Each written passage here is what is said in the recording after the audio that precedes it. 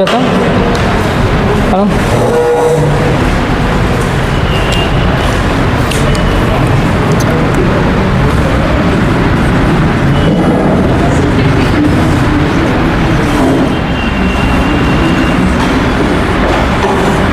है, राज्यसभा का संगठन वाला पाठ हो गया था।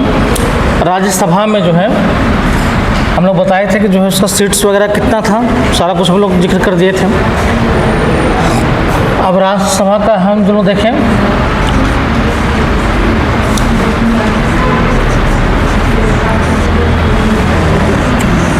निर्वाचन जो है ना, निर्वाचन जो है कैसे होता है राज्यसभा का। तो राज्यसभा का निर्वाचन जो है सारे जो है राज्यों के विधानसभा में सीट आवंटन होता है। ठीक है, तो राज्यों के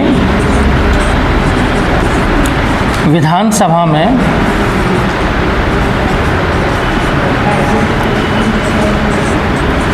सीट आवंटन जो है होता है। ठीक है, सारे राज्यों में जो है उनके विधानसभाओं में जो है सीट आवंटन होता है। ठीक है, तब कितना जो है उस राज्य से सभी राज्यों में सीट जो है आवंटन होता है, विधानसभा छोड़ना। ठीक है, सीट सभी राज्यों के में जो है सीट आवंटन होता है। ठीक है, और उन राज्यों से जो है उन राज्यों के विधानसभा के सदस्यों के द्वारा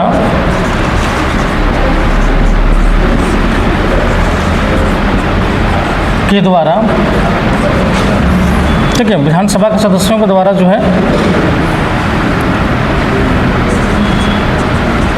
राज्यसभा के सदस्यों का चयन होता है।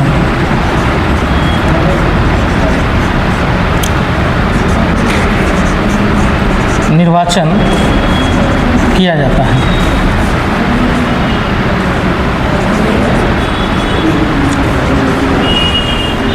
निर्वाचन किया जाता है। ठीक है, तो सारे जो सदस्य विधानसभा के सदस्य होते हैं उनके द्वारा जो है निर्वाचन जो है किया जाता है। क्लियर। और निर्वाचन अगर हम लोग इनको देखें तो जो है चूँकि विधानसभा के सदस्यों के द्वारा किया जाता है, इसलिए बोला जाता है कि इनका जो है निर्वाचन कैसे होता है, अप्रत्यक्ष रूप से। अप्रत्यक्ष रूप से जो है इनडायरेक्ट रूप से जो है निर्वाचन होता है। डायरेक्ट तो होता नहीं है, क्योंकि डायरेक्ट तो जनता के द्वारा जो चुना जाता है वो डायरेक्ट होता है, लेकिन जनता के द्वारा कौन चुना जा रहा है, पब्लिक जो है, पब्लिक चुन रही किनको, एमएलए को, और एमएलए चुन रहे किनको, राज्यसभा के एमपी को। ठीक है, तो ये तो डायरेक्ट इनको नहीं चुने, ये किनको चुने, इनको, और ये चुने इनको, इसलिए जो है इनको हम बोलते हैं इनडायरेक्ट रूप से। समझ में आया? जैसे प्रेसिडेंट को चुना जाता है उसी तरह से जो है इनको चुना जाता है, इसलिए जो है इनका निर्वाचन कैसे होता है, अप्रत्यक्ष रूप से। निर्वाचन अप्रत्यक्ष रूप से, अप्रत्यक्ष। ठीक है, उसके अलावा जो है निर्वाचक मंडल में कौन हो गया,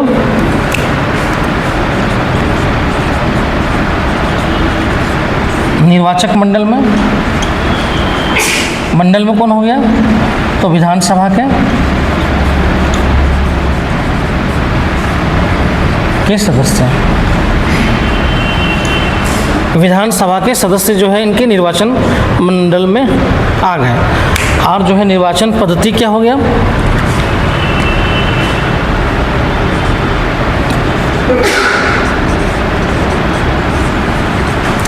निर्वाचन पद्धति। ठीक है, निर्वाचन पद्धति, तो निर्वाचन पद्धति हो गया आनुपातिक प्रतिनिधित्व, वही ला है आनुपातिक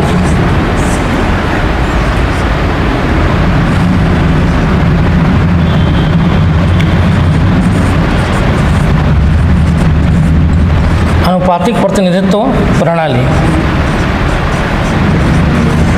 प्रणाली, ठीक है, आनुपातिक प्रतिनिधित्व प्रणाली,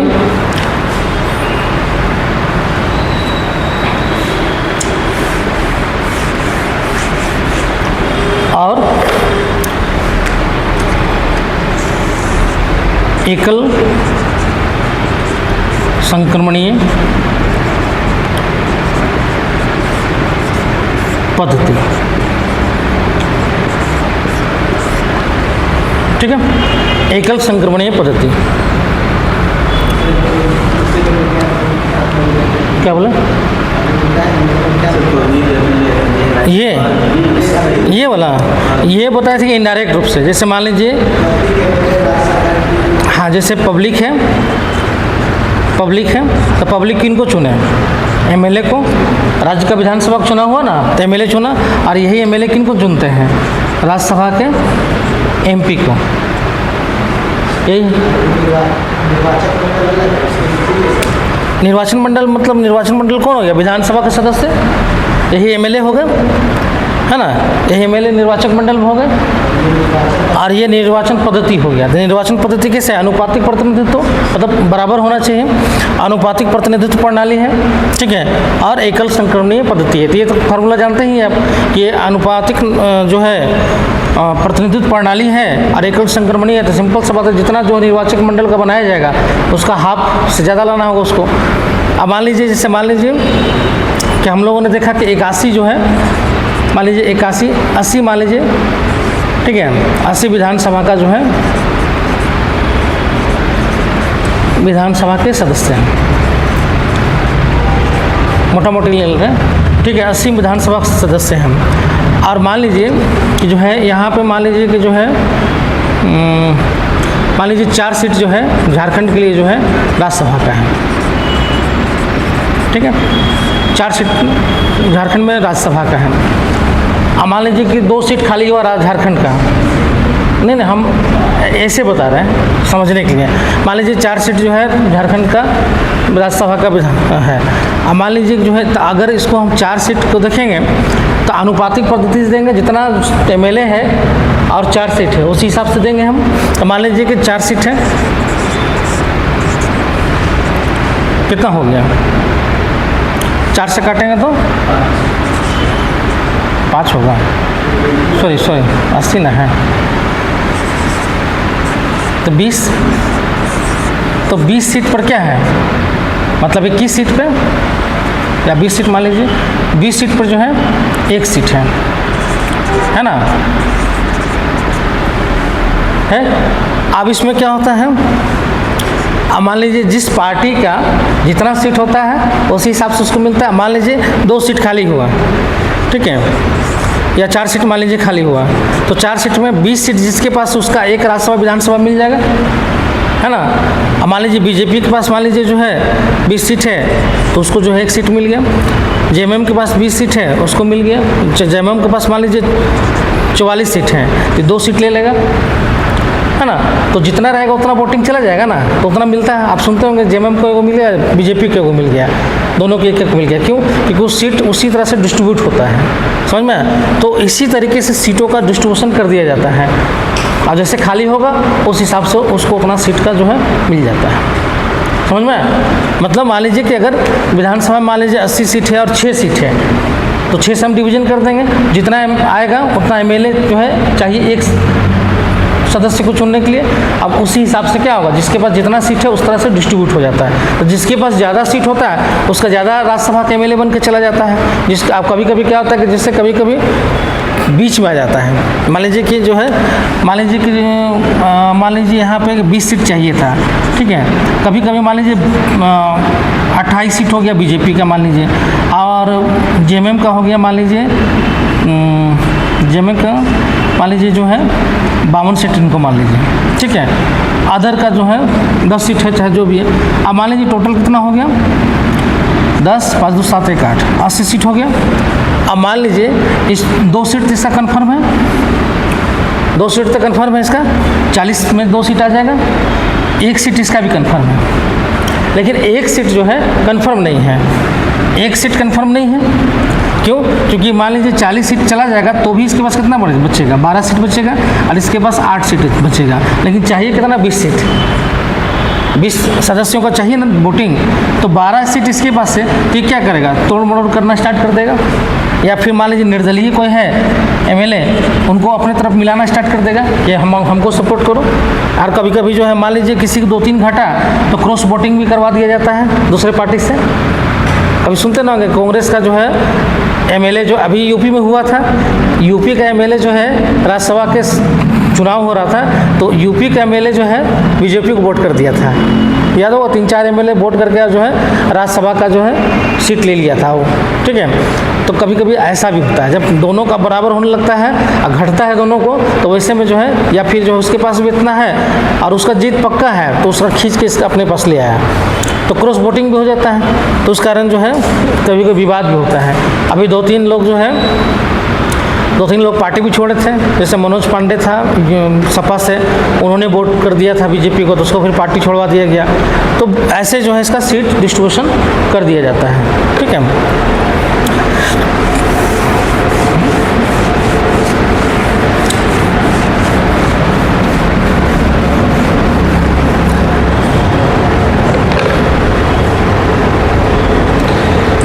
ठीक है।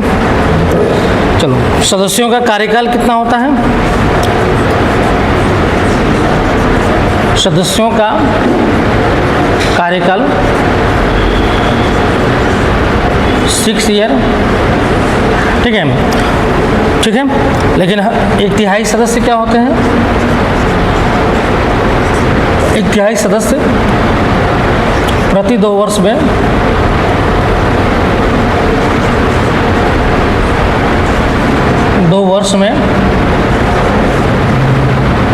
ठीक है 2 वर्ष में जो है सेवानिवृत्त होते हैं।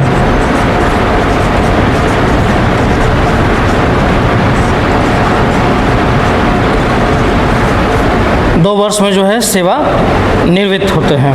ठीक है, 1/3 सदस्य जो है हर 2 साल में जो है वो सेवानिवृत्त होते रहते हैं। ठीक है, ये इसका जो है बेसिक जो है ये है।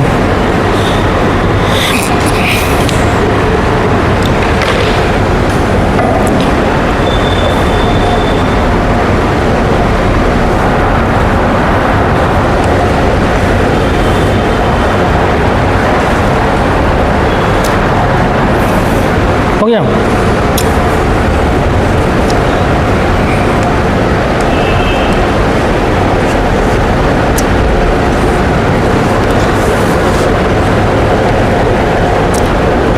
उसमें नीचे से लिखो राज्यसभा हमारे परिसंघीय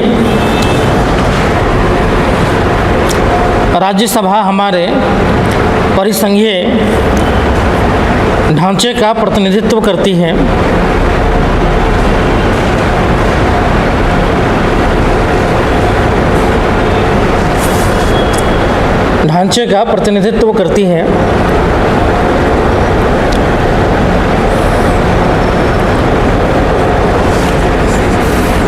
यह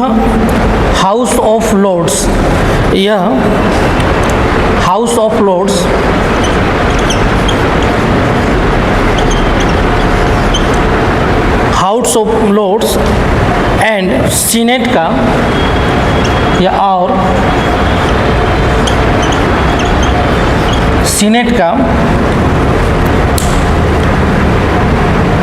मिश्रित हाउस ऑफ लॉर्ड्स और सीनेट का मिश्रित रूप है। सीनेट मतलब ये क्या बोलते हैं, हाउस ऑफ लॉर्ड्स जो है ब्रिटेन के सभा को बोला जाता है। जैसे हमारे यहाँ लोकसभा राज्यसभा है ना, उसी तरह वहाँ पे हाउस ऑफ लॉर्ड्स और जो है सीनेट कांग्रेस बोला जाता है। दोनों का मिश्रित रूप हम लोग अपने यहाँ डाले हैं। राज्यसभा हमारे परिसंघीय ढांचे का प्रतिनिधित्व करती है तथा यह House of Lords and Senate का मिश्रित रूप है। ठीक है, अब हेडिंग लिखिए राज्यसभा की विशिष्ट शक्तियाँ। राज्यसभा की विशिष्ट शक्तियाँ।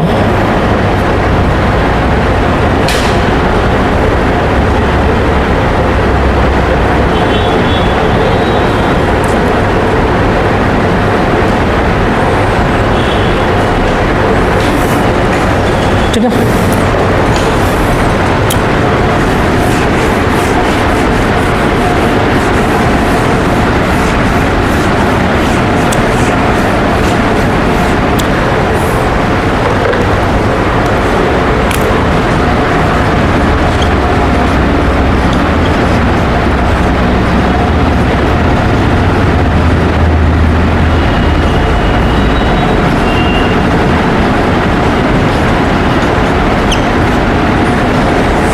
राज्यसभा की विशिष्ट शक्तियाँ, पहला है आर्टिकल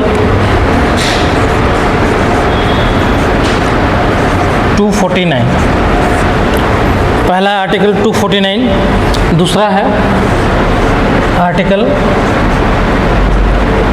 312, ठीक है। तीसरा है आर्टिकल 67,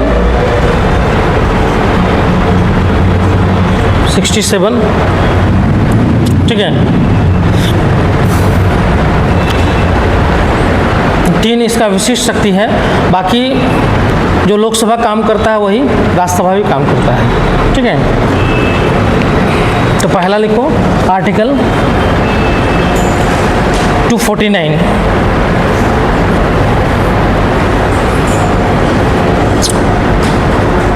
देखो उसमें पहला पॉइंट लिखो, राज्यसभा 2/3 बहुमत से, राज्यसभा 2/3 बहुमत से प्रस्ताव पारित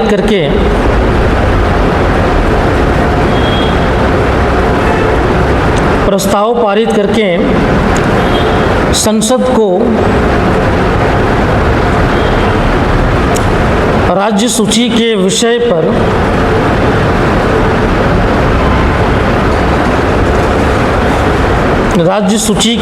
पर कानून बनाने की अनुमति दे सकती है।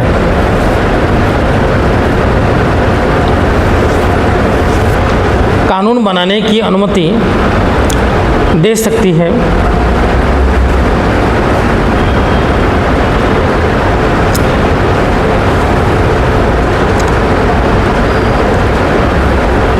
यह दूसरा पॉइंट लिखिए, यह कानून 1 साल तक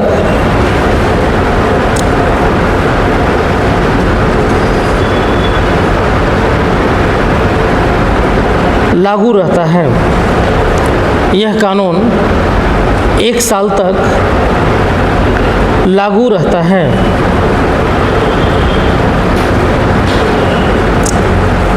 दूसरा लिखिए अनुच्छेद 312,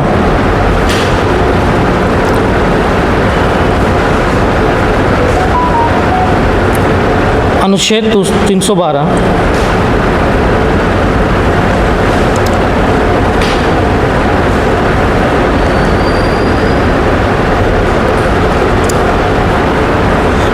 ये राज्यसभा 2/3 बहुमत से प्रस्ताव पारित करके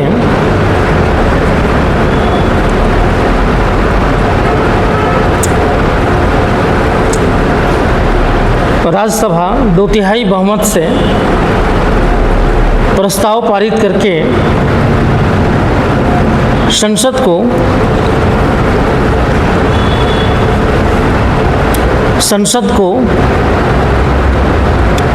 नई अखिल भारतीय सेवाएं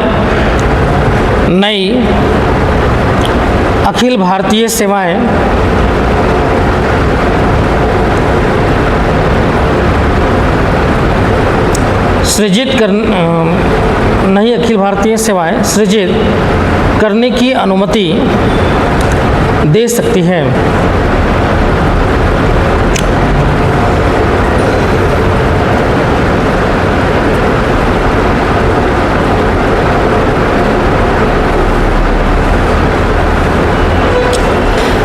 ठीक है। नेक्स्ट आर्टिकल 67,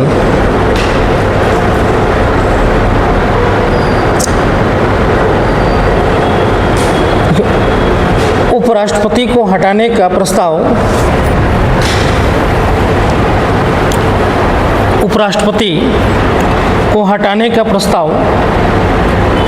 केवल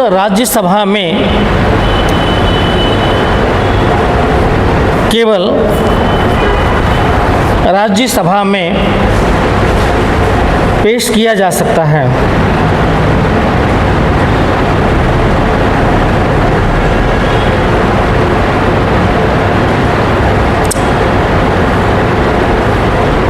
पेश किया जा सकता है।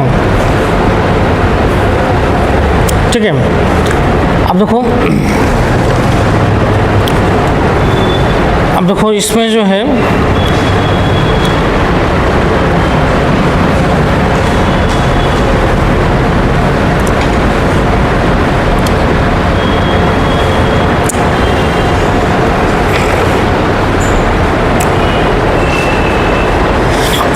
$249 क्या है, सिंपल से समझो। ये जो स्पेशल हम बताए हैं ये क्या है, ये स्पेशल है। किसी बोलते हैं ना कि जो है विशिष्ट शक्तियाँ, मतलब ये जो काम है ये सिर्फ राज्यसभा कर सकता है, राज्यसभा में हो सकता है, इसको लोकसभा में नहीं किया जा सकता है, लोकसभा नहीं करेगा, ये सिर्फ राज्यसभा ही करेगा। किसी बोलते हैं ना किसका विशिष्ट शक्ति है, मतलब ये काम सिर्फ यही कर सकता है, समझ में, दूसरा नहीं कर सकता है। जैसा हम लोग बोले ना कि कुम्हार है तो जो है मिट्टी का बर्तन बनाता है, तो वो सिर्फ मिट्टी का बर्तन कुम्हार ही बना पाता है जो सीखा हुआ है। आज के डेट में तो मतलब और भी लोग मिल जाता है, लेकिन एक समय बोला जाता था सिर्फ कुम्हार को ही ये मालूम होता था। ठीक है, तो ये इंस्टीट्यूशन का बात है। जैसे निर्वाचन आयोग है, तो निर्वाचन आयोग सिर्फ निर्वाचन का काम कर सकता है, समझ में। किसी जो है राज्य सरकार का जो है ऑडिट नहीं कर सकता है, क्यों? क्योंकि उसका शक्ति है ही नहीं। ये किसके पास विशिष्ट शक्ति है? तो कैग के पास। कैग क्या करता है कि ऑडिट करता है। किसी भी राज्य का या केंद्र सरकार का जो भी लेखा जोखा होता है, जो अकाउंट्स होता है, मतलब कैग को हम लोग बोलते हैं ना कि सीए है वो राज्य सरकार का, मतलब सरकार का जो है चार्टर्ड अकाउंटेंट होता है, वो पूरा जो है अकाउंट बनाता है। अब देखिएगा कि एसएससी के थ्रू जो है बहुत सारे कैग का जो है कर्मचारियों को नियुक्ति किया जाता है। हर राज्य में जो है उसका सेंटर होता है और जितना भी काम होता है सबका वो ऑडिट करता है। सारे राज्य सरकार का भी ऑडिट करता है और सेंट्रल गवर्नमेंट का जो भी योजना चलता है हर योजना का वो हिसाब लेते रहता है कि कितना खर्च हुआ, इतना पैसा आया था, खर्च कितना हुआ, किस पे कितना हुआ। इसलिए जो पूरा वर्क ऑर्डर बनता है किसी भी काम के लिए, देखिएगा वर्क ऑर्डर बनता है पहले कि भाई ये वर्क ऑर्डर है, इसमें जो है क्या लगेगा, कितना खर्च होना है, और उसी वर्क ऑर्डर के आधार पर काम होता है। और आपने जो है सीमेंट दिया कि 100 बोरा लगेगा, तो 100 बोरा आपने यूज़ किया, कहाँ किया, कैसे किया, वो पूरा चेक करता है, फिर रिपोर्ट बना देता है, फिर वही चेक होता है, उसी में भ्रष्टाचार पकड़ाता है ऑडिट में ही। ठीक है, तो सबका अपना अपना विशिष्ट काम है। तो राज्यसभा का भी जो है अपना विशिष्ट काम है। और विशिष्ट काम क्या है जो सिर्फ राज्यसभा में हो सकता है?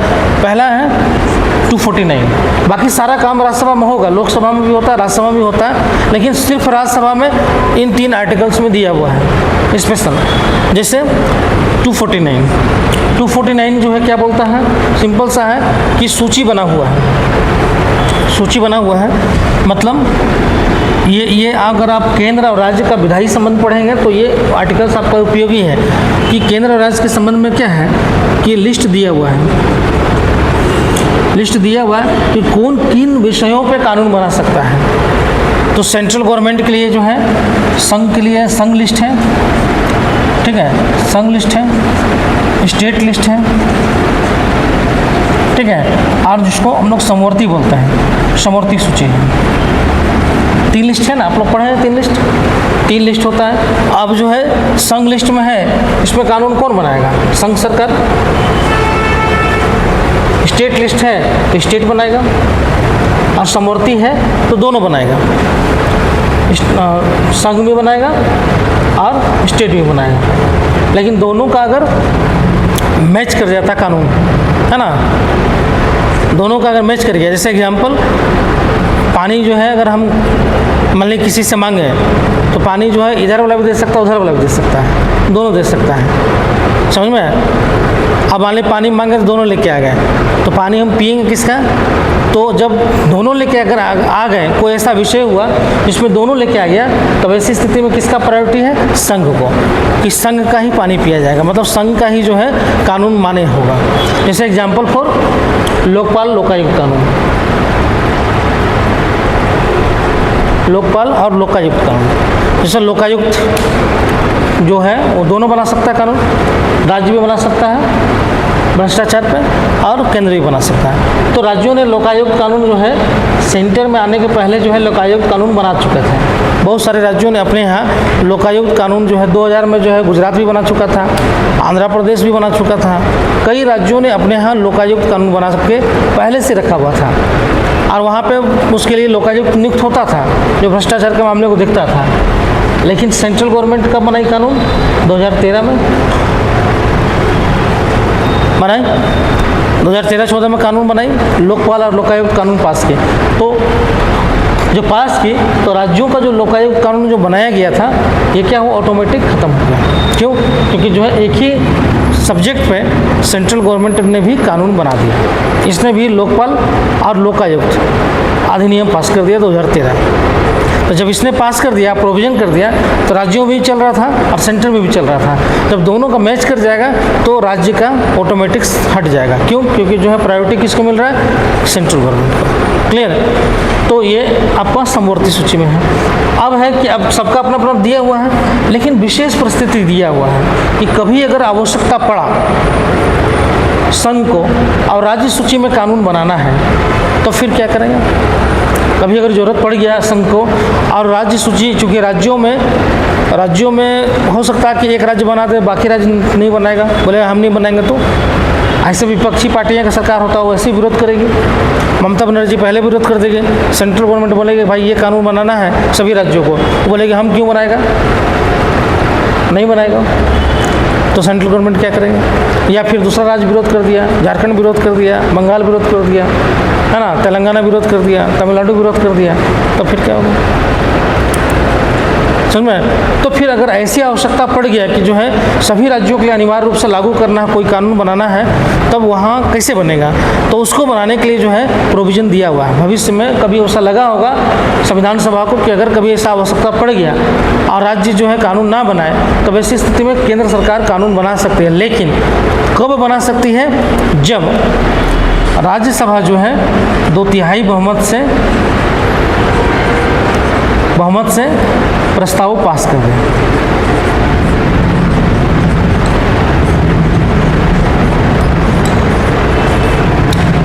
समझ में? तो राज्य जो है राज्यसभा जो है 2/3 बहुमत से प्रस्ताव पास कर दे। कहाँ पे? राज्यसभा में। अगर राज्यसभा में 2/3 बहुमत से प्रस्ताव अगर पास कर दिया जाता है तो जो है उस विषय पर प्रस्ताव पास कर दिया जाता है और लोकसभा जो है इसको लोकसभा भी मुहर लगा देता है, तो वो कानून जो है बन गया। लेकिन प्रस्ताव यहीं पाएगा और ये 2/3 बहुमत से पास कर देगा तब, ठीक है। लेकिन इस कानून का जो है कार्यकाल क्या होगा? 1 साल, 1 साल तक ये रहेगा। समझ में? 1 साल तक रहेगा। तो एक विशिष्ट पावर है राज्यसभा के पास। अब इसको क्यों राज्यसभा में रखा गया? इसको लोकसभा में भी रख सकते थे। राज्यसभा में रखने का कारण था कि राज्यसभा क्या है? राज्यों का प्रतिनिधित्व है ना। हर राज्य से वहाँ की विधानसभाओं से चुन के आए हुए प्रतिनिधि होते हैं। मतलब एक मोटा मोटी क्या है, ये राज्यों का प्रतिनिधित्व करता है ना। बोला जाता है कि जो है राज्यसभा की क्या आवश्यकता है, राज्यसभा को रखने का कोई मतलब तो है नहीं। लोकसभा ही होता, राज्यसभा क्या काम करता है? कुछ नहीं काम करता है। सारा काम तो लोकसभा ही करता है। लोकसभा ही जो है सरकार भी बनाता है। लोकसभा जो है कुछ विशिष्ट जो है धन विधेयक, वित्त विधेयक सब लोकसभा ही पास करता है, उसी को अधिकार है। तो फिर राज्यसभा का क्या मतलब है? तो बोला जाता है कि जो है राज्यसभा की आवश्यकता क्यों है? बोला जाता है कि राज्यसभा का आवश्यकता इसलिए है क्योंकि जो है हमारा जो संघ है वो किस तरह का है? संघात्मक है, परिसंघात्मक ढांचा है, मतलब राज्यों का संघ है। तो राज्यों का भी महत्व है ना, और राज्यों का महत्व है तो राज्यों का प्रतिनिधि भी तो संघ में होना चाहिए। तो ये राज्यों के परिसंघीय ढांचे को क्या करता है? प्रदर्शित करता है। कौन? राज्यसभा। क्यों? क्योंकि जो है लोकसभा में क्या है कि आम पब्लिक चुन के भेज दिए, आम पब्लिक चुन के भेज दिया। अब आम पब्लिक जो है चुन के भेज दिया तो फिर वो डायरेक्ट पब्लिक के द्वारा है, लेकिन राज्यों का प्रतिनिधित्व तो नहीं कर रहा है। राज्यों का प्रतिनिधित्व कौन कर रहा है? जो राज्य के विधानसभा के सदस्यों के द्वारा भेजा जा रहा है जो है एमपी को, और वो एमपी वहाँ पे राज्यों की बात रखता है, अपने अपने राज्यों की बात रखता है। वहाँ के जो राज्यसभा सांसद होते हैं उन राज्यों के जो भी आवश्यकता उनकी बात रखता है। अगर वो सहमत हो जाते हैं कि हाँ ऐसा कानून बनना चाहिए तो बना देते हैं, आवश्यक हो तो। समझ में? तो इसलिए जो है राज्यसभा की आवश्यकता है। क्यों? क्योंकि राज्यों का प्रतिनिधित्व भी होना चाहिए, परिसंघीय ढांचे को मजबूत बनाता है। ठीक है, तो ये आपका 249 हो गया। 312 आर्टिकल 312 क्या है? 312 है ऑल इंडिया सर्विस। सुना है नाम ऑल इंडिया सर्विस का? नहीं सुना है? क्या होता है? यूपीएससी एग्ज़ाम सब होता है, वो ऑल इंडिया सर्विस हो गया। जैसे all India service exam, all India सेवा क्या होता है? नहीं मालूम? नहीं मालूम है? बेइज्जती करवा रहे तुम लोग। सिविल सर्विसेज का तैयारी कर रहे हैं, ऑल इंडिया सर्विस नहीं जानते हैं। कभी सुने नहीं है? सुने हैं मेरे मुँह से? अच्छा,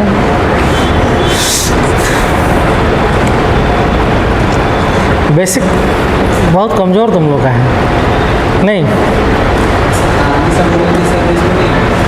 आर्मी लोग का नहीं आएगा। अच्छा,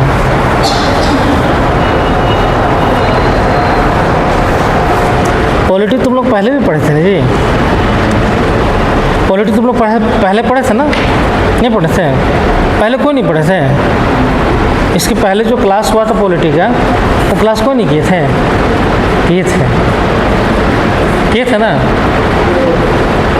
हैं? तुम लोग किए थे? नहीं? अच्छा,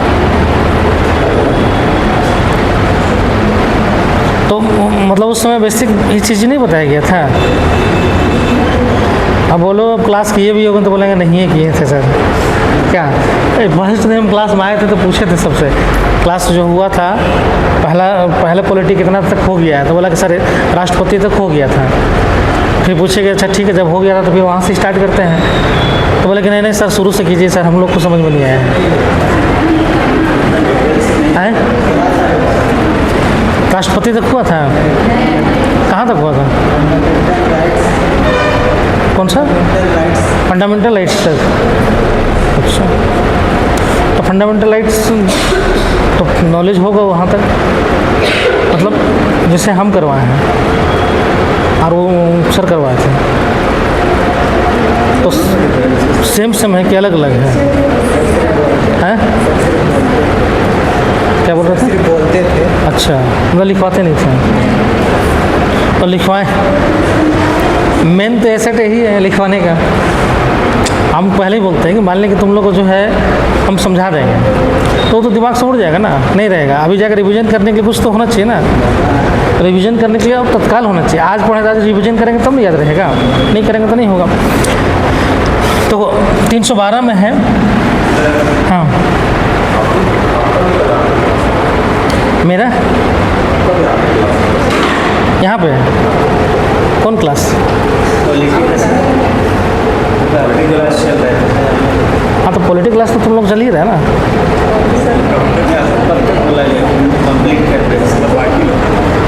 वो अभी चल रहा है, अभी शेड्यूल बन रहा है। तो अब उस नहीं वैसा नहीं होगा, वैसा नहीं होगा। तुम लोग क्या टेंशन ले रहे हैं? तो लोग पॉलिटी कोविड और हिस्ट्री कंप्लीट करके जाएंगे।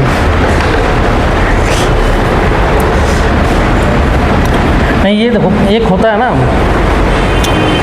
एक होता है कि देखो एक सर्टेन टाइम लगता है, सब्जेक्ट है, सिलेबस है, बहुत वास्ट सिलेबस है, और चीज़ों को बेसिक से ऊपर उठाने में जो है वो टाइम आपको लगेगा ही लगेगा, ठीक है।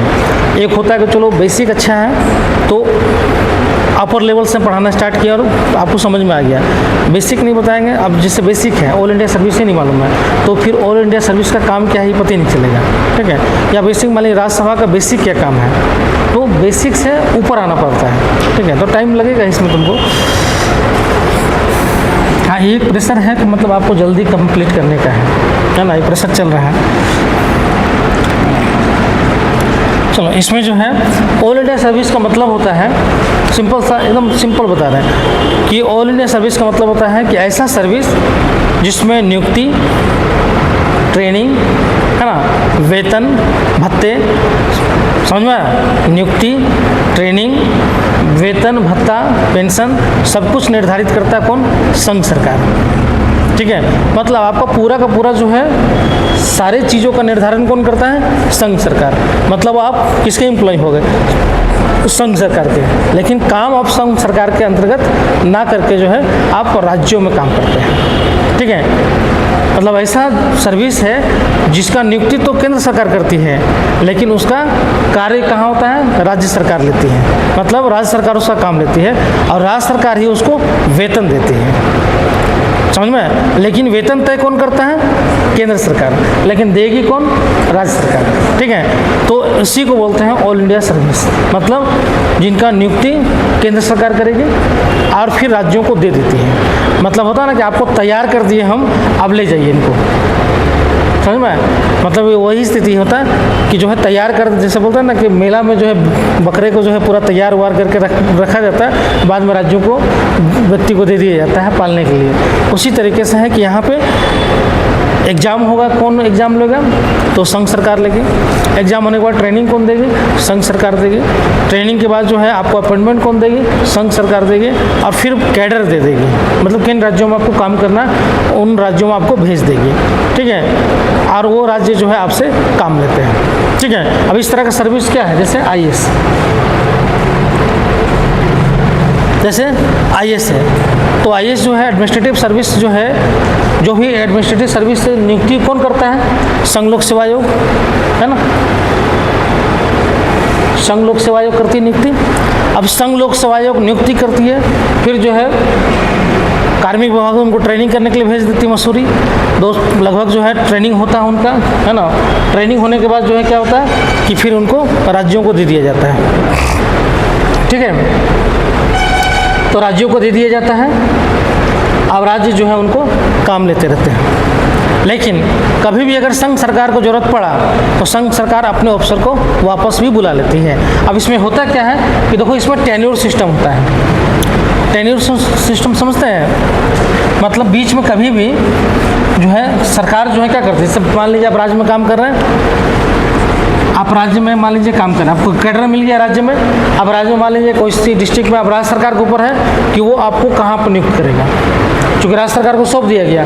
अब राज्य सरकार के ऊपर होता है कि वो आपको कहाँ पर नियुक्त करें, बिजली विभाग में नियुक्त कर दें या डीसी बना के रखें या फिर कोई अदर उनका अगर कहीं पर कोई ऐसा है पोस्ट वहाँ पर आपको नियुक्त कर दे जो आईएएस रैंक का होता है, ठीक है। या डीडीसी बना कर रख देगी आपको, है ना, या फिर कोई और भी पोस्ट दे देती है। अब राज्य सरकार आपको काम करती है। राज्य सरकार आपका क्या कर सकती है? ट्रांसफ़र कर पोस्टिंग करेगी। राज्य सरकार क्या करेगी? आपको एक जगह दूसरी जगह ट्रांसफ़र कर देगी। अगर कोई ऐसा गलती निकला तो आपको कुछ समय के लिए सस्पेंड कर देगी, डिसमिस नहीं करती है। क्यों नहीं करती है? क्योंकि उसके पास पावर ही नहीं होता है। राज्य सरकार के पास डिसमिस करने का पावर नहीं होता है। कौन आपको जो है आपका नौकरी कौन ले सकता है? तो संघ सरकार। अपॉइंटमेंट लेटर पे जो है साइन होता है किसका? राष्ट्रपति का। और आपका जो है नौकरी से हटाने पर भी साइन होगा प्रेसिडेंट का ही। समझ में? ऑल इंडिया सर्विस में ये होता है। तो ऑल इंडिया सर्विस में क्या है? आईएएस, आईपीएस और IFS, Indian forest service, forest, है ना। फॉरेस्ट सर्विस में भी जो है एग्ज़ाम सब कुछ कंडक्ट होता है। बाद में जो है वन अधिकारी बोलते हैं, सेवा अधिकारी, तो उसको जो है भेज दिया जाता है राज्यों में। अब राज्य सरकार जो है पैसा इनको देती है, सैलरी देती है, सब कुछ देती है, ठीक है। लेकिन इनका बीच बीच में जो है ये केंद्र सरकार के पास भी जो है काम करते हैं संघ सरकार के पास भी काम करता है, ये पॉवर्ट में पढ़ना है आपको, इसको बोलता है टेन्यूर सिस्टम, है ना। तो सरकार जो है आपको सचिवालय व्यवस्था में बुला लेती है कभी कभी 2 साल 1 साल के लिए, ठीक है। कहाँ पे? सेंट्रल सेक्रेटरीट में। अब मान लीजिए राज्य उसको ज़रूरत पड़ा तो सेंट्रल सेक्रेटरीट में आपको बुला ली, है ना, और जो है 2 साल बुलाई, फिर 2 साल के बाद फिर राज्य में भेज दी। मतलब आपको ट्रेनिंग किस तरह का होता है, मतलब आपको जो है फील्ड में भी काम करना है और फिर जाकर ऑफिशियल काम भी करना है, ठीक है। दोनों तरह का काम वो करवाती हैं, समझ में। जैसे इनकम टैक्स है, तो income tax all India service नहीं है, क्यों? केंद्र सरकार नियुक्ति करती है और केंद्र सरकार ही काम करती है, कि एम्प्लॉय उन्हीं को होते हैं। केक का नियुक्ति होती है, उन्हीं की एम्प्लॉय होती है। रेलवे का नियुक्ति होती है सेंट्रल गवर्नमेंट में, पेमेंट भी वही करती है, काम भी वही लेती है, ठीक है। सिर्फ यही 3 सर्विस है, IAS IPS और IFS, जो केंद्र सरकार जो है नियुक्त करती है और राज्यों को दे देती है। 2 और सर्विस है, इसको बोलते हैं इंडियन मेडिकल सर्विस और Indian engineering service. Medical service में भी जो है डॉक्टरों का जो है सेंट्रल गवर्नमेंट भी नियुक्ति करती है और जो है उसको राज्यों में भेज देती है। फॉरेन सर्विस तो आता ही नहीं है राज्यों में, ठीक है। तो इसी तरह का सर्विस है, जो क्या है, इसका नियुक्ति जो है कौन करेगा? संघ सरकार। ट्रेनिंग कौन देगा? संघ सरकार। और जो है उसका काम कहाँ पे वो करेगा? राज्य सरकार का अंतर्गत, ठीक है। उसी को बोलते हैं ऑल इंडिया सर्विस। समझ में आया? समझ में?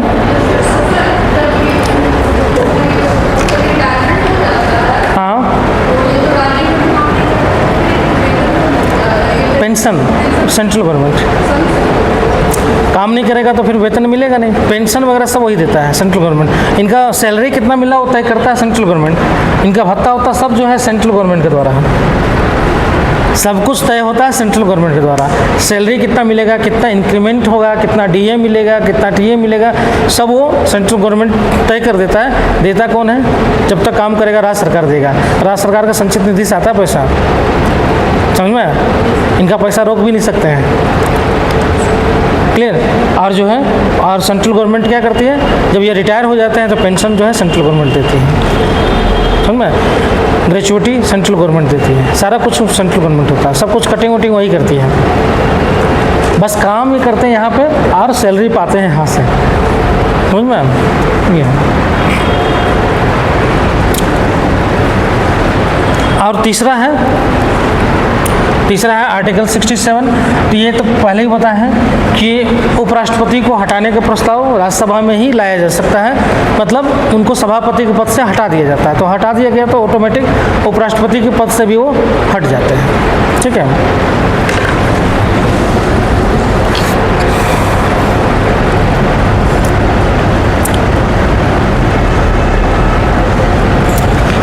अच्छा, हिस्ट्री तुम लोग पढ़े हो ना?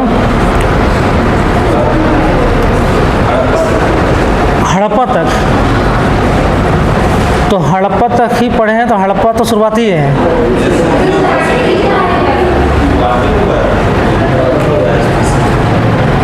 तो मतलब हमें बोला गया कि हिस्ट्री में इन लोग का आधा हो चुका है, मतलब बोला गया कि आधा हो चुका है, मतलब आधा मतलब जो भी मतलब हो चुका है, फिर वहाँ से स्टार्ट करना है।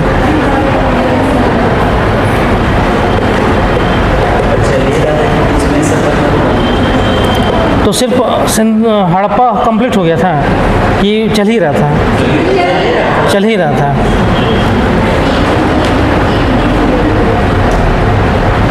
अच्छा, हड़प्पा चल ही रहा था ना, तो फिर हिस्ट्री स्टार्ट हुआ कहाँ तुम लोगों का?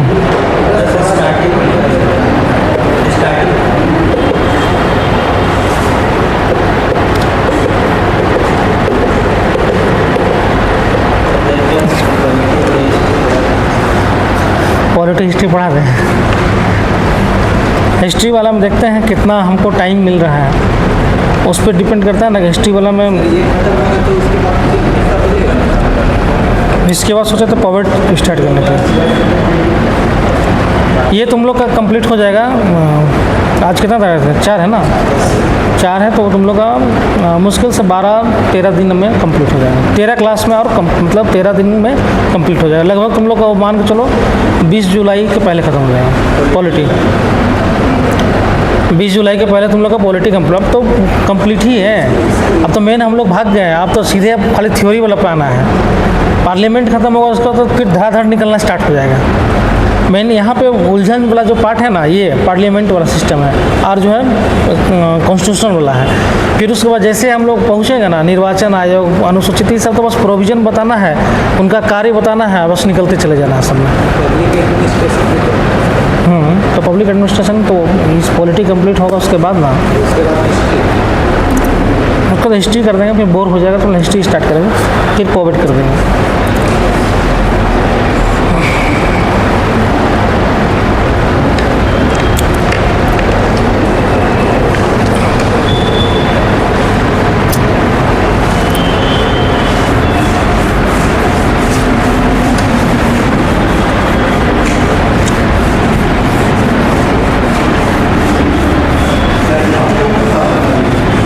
क्या बोला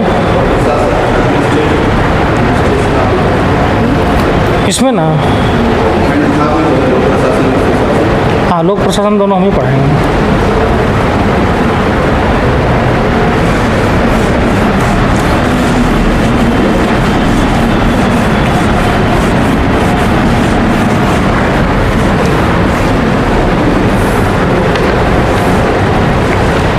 मेन बात है कि समय नहीं मिल रहा है ना। अब हिस्ट्री का जो है, अब 60 क्लास में पूरा हिस्ट्री कंप्लीट करने का जो है, हमको ये बता रहे थे कि 60 क्लास में हिस्ट्री तो 4 पार्ट हिस्ट्री का है, मतलब 15 घंटा में, 20 घंटा में कैसे कंप्लीट करेंगे? तो हाँ, 20 मतलब अगर हम 1.5 घंटा भी अगर ले ले एक दिन का, तो 15 दिन में कितना, 15 इधर तो 22 घंटा में एंशिएंट ख़त्म करना है। तो 22 घंटा में कैसे कंप्लीट होगा, ये समझ में नहीं आता है। फिर वही होगा कि फिर पार करना है।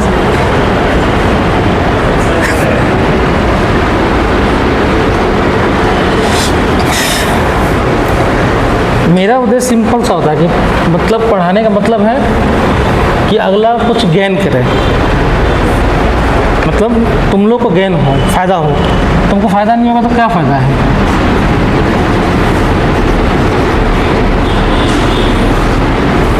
ठीक है, लोकसभा, अब हम लोकसभा में जाते हैं। आर्टिकल 81,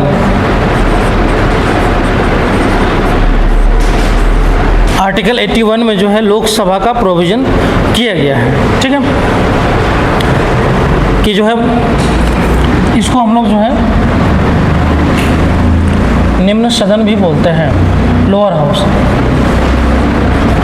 निम्न सदन। ठीक है, इसको लोअर हाउस भी बोला जाता है। ठीक है, या इसको अस्थाई सदन भी बोला जाता है। अस्थाई ताकि क्यों बोला जाता है? क्योंकि जो है ये जो है इसका विघटन होता है। राज्यसभा का कभी विघटन नहीं होता है, लेकिन इसका विघटन हो जाता है हर 5 साल में। इसका विघटन हो जाता है, या उससे पहले भी हो सकता है, कोई जरूरी नहीं कि फिक्स है 5 साल में ही, लेकिन जो है ऐसा माना जाता है 5 साल मैक्सिमम, मिनिमम कुछ भी हो सकता है। ठीक है, तो 5 साल जो है इसका जो है मैक्सिमम अगर देखें तो ये मैक्सिमम 5 साल रहेगा। ठीक है, अपवाद छोड़ दे तब। अपवाद में होता है कि अगर कभी इमरजेंसी लगा हुआ है, कभी इमरजेंसी लग गया और चुनाव होने वाला, मतलब 5 साल कार्यकाल पूरा हो गया, तब वैसी स्थिति में क्या होगा? चुनाव तो हो नहीं पाएगा। मान लें कहीं युद्ध वगैरह चल रहा है, तो चुनाव करवाएंगे कि युद्ध लड़ेंगे? तो वैसी स्थिति में क्या होता है कि फिर इसका 6 महीने के लिए बढ़ा दिया जाता है कार्यकाल। ठीक है, तो वो इमरजेंसी अपवाद है। ऐसे जनरली जो है इसका 5 ईयर। ठीक है, और मिनिमम देखेंगे तो मिनिमम कोई जरूरी नहीं है, 2 साल 3 साल भी हो सकता है। मतलब सरकार अगर कोई बनने लायक नहीं है तो विघटन हो जाएगा, फिर चुनाव होगा। जैसे एग्जाम्पल फॉर 13 दिन में भी हुआ चुनाव, है ना। एग्जाम्पल फॉर जब अटल बिहारी वाजपेयी का 1999 में या नहीं 98 के पहले शायद था। ठीक है। तो उस समय जो है सरकार बना, 13 दिन के अंदर में जो है सरकार गिर गया। बहुमत साबित करना था, बहुमत नहीं साबित हो पाया और सरकार गिर गया। सरकार गिर गया, किसी की सरकार बना नहीं। तो फिर जाकर जो है चुनाव हुआ। पहले हमारा जो गठबंधन का पद्धति था ना, इतना हम लोग बोलते ना सफ़र किए हैं। अब देखोगे कि 95 के बाद 1990 से 95 तक तो पीवी नरसिंह राव रहे, ठीक है, पीवी नरसिंह राव रहे। तो वहाँ पे गठबंधन सरकार जो है वहाँ पे बना, लेकिन बहुत ज़्यादा वहाँ पे उस तरह का खिंचता नहीं हुआ, क्योंकि कांग्रेस को बहुत सीट था और यहाँ पे जेएमएम ही जाकर सपोर्ट किए थे, है ना, शिबू सोरेन ही, ठीक है, सपोर्ट किए थे तो सरकार बनी थी वहाँ पे। वही ना केस कांड हुआ था, मतलब पैसा लेकर जो है सपोर्ट करने का। तो उसके बाद जो है 95 के बाद से जो ऐसा स्थिति हुआ गठबंधन सरकारों का कि जो है सरकार बने बिगड़े, कई प्रधानमंत्री वहाँ पे बन गए। वहाँ पे HD देवगौड़ा, इंद्र कुमार गुजराल, है ना, अटल बिहारी वाजपेयी कई बार उसमें बने, है ना। तो लगातार सरकारों का जो है दौर देखा गया, समझ में आया। तो उसमें जो है 13 दिन भी चला, कहीं 13 महीना भी चला, कहीं 2 साल भी चला, फिर सरकार गिर जाए, फिर ये निकल जाए, समझ में आया। तो अगर देखो तो दौर ही चल रहा था सरकारों का। अब सोचो ना 90 से 88 के बाद अगर देखेंगे 88-90 से, तो कई जो है सरकारों, कई प्रधानमंत्री बन गए हैं। BP Singh, Chandrashekhar, PV Narasimha Rao, Inder Kumar Gujral, JD Deve Gowda, Atal Bihari Vajpayee, मतलब 10 साल में कितना 5-6 प्रधानमंत्री बन गए हैं।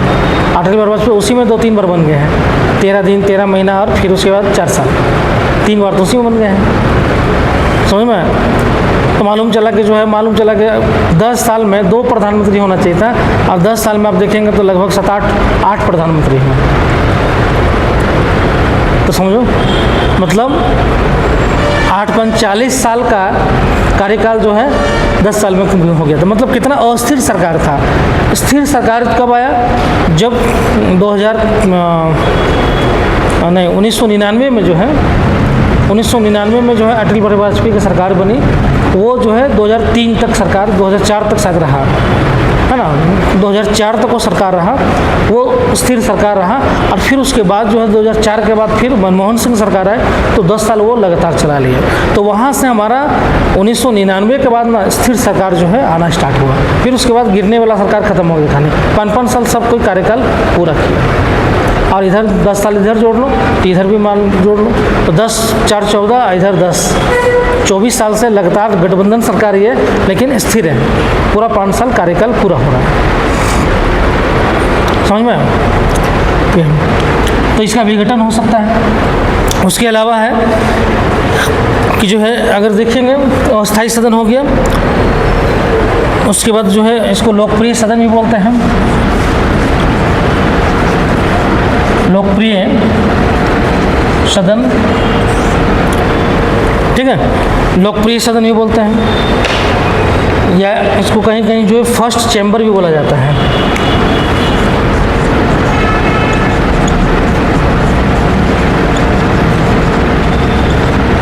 फर्स्ट चैम्बर या उसको प्रथम कक्ष, ठीक है, फर्स्ट चैम्बर भी इसको बोला जाता है।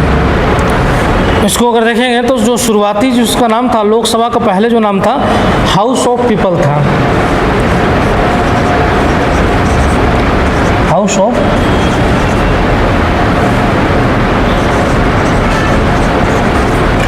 ऑफ पीपल था, ठीक है।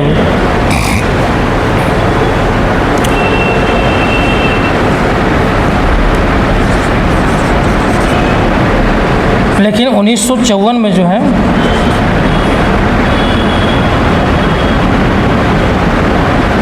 हाउस ऑफ पीपल को तुम लिख सकते हो जनता का सदन।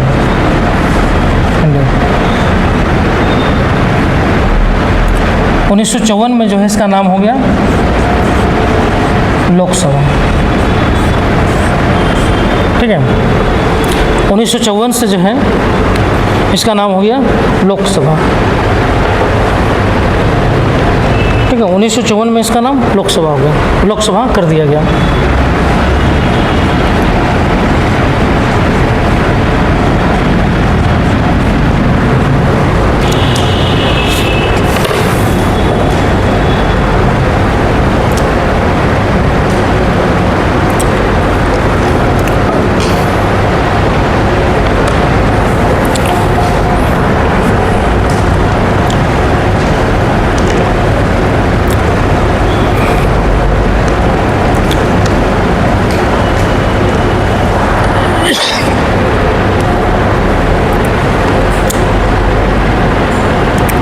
गया।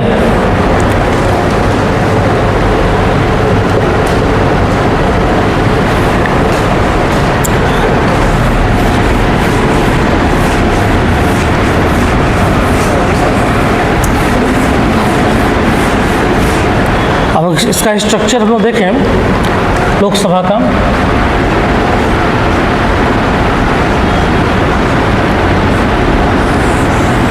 लोकसभा का स्ट्रक्चर देखें तो चूँकि सदस्य इसका स्ट्रक्चर ही है, ठीक है।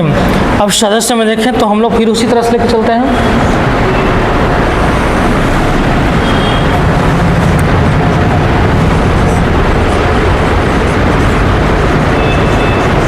अधिकतम, ये जो अधिकतम वाला स्थिति है ना, ये स्पेशल पीओके के लिए रखा गया है, समझ में। मतलब जो उसमें ले लिया गया था, हमको आशा था कि हमको जो है 1948 में ले लिया गया था, चूँकि लड़ाई जो पहला लड़ाई जो हुआ था भारत और पाकिस्तान के बीच में 1948 में हुआ था। अब 48 में ही हमारा क्या हुआ कि जो है कश्मीर जो हमारे पास आया वो आधा कटा हुआ कश्मीर आया, चूँकि वो चला गया था यूएनओ में। यूएनओ में जब गया तो हमको आशा था ना कि हमको फिर मिल जाएगा, तो मिलेगा तो फिर उसके लिए प्रोविज़न करके पहले ही रख लिया गया था। ये थोड़े सोच कर रखा गया था कि नहीं मिलेगा, ये सोचा ही नहीं गया था कि नहीं मिलेगा हमको पीओके, ये तो सोचा गया था। तो जब हम लोग संविधान जब बन ही रहा था 47 में, फिर से जो है संविधान का जो है फिर से जो है उसका ये हुआ। पहले 1946 में कैबिनेट मिशन के बाद जो है संविधान सभा गठन हुआ, तो 46 से संविधान सभा गठन हुआ, तो उस समय पूरे भारत, जो पाकिस्तान था और जो भारत था, उन दोनों को मिला के ही संविधान सभा का गठन हुआ था।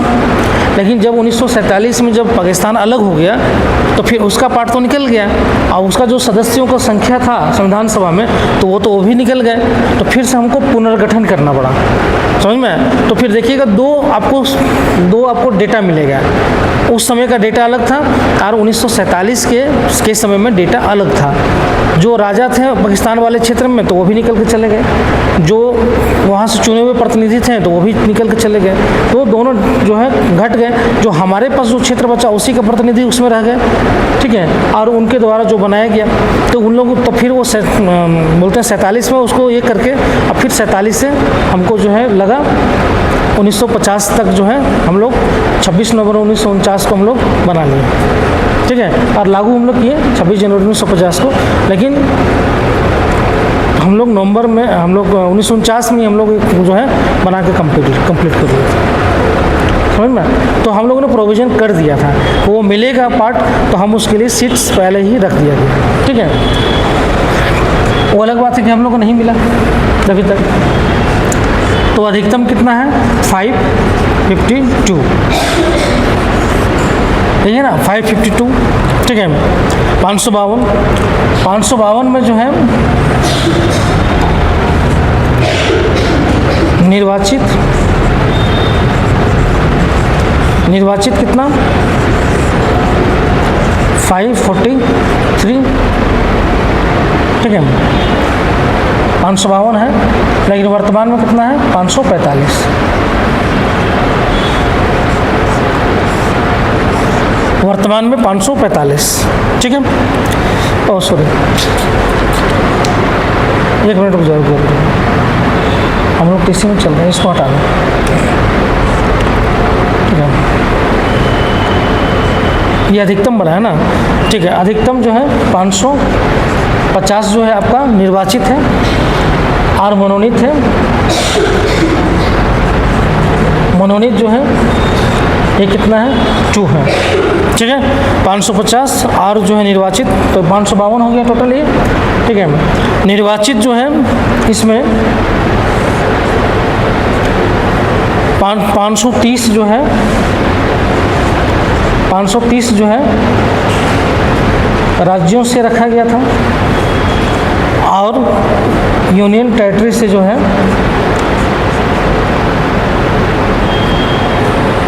20, ठीक है, ये था।